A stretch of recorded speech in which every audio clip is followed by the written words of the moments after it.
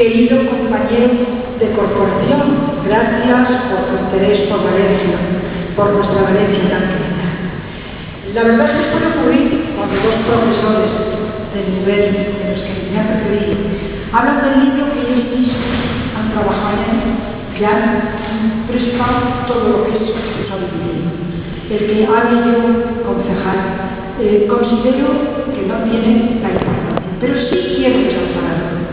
Quiero decir que en este libro se aunan dos acontecimientos sobresalientes: la memoria de la defensa del reino de Valencia frente a las tropas napoleónicas y la autoría de un escritor, periodista, político y aventurero valenciano, el padre Juan Rico, como han dicho hasta ahora, cuya vida merecería la pena.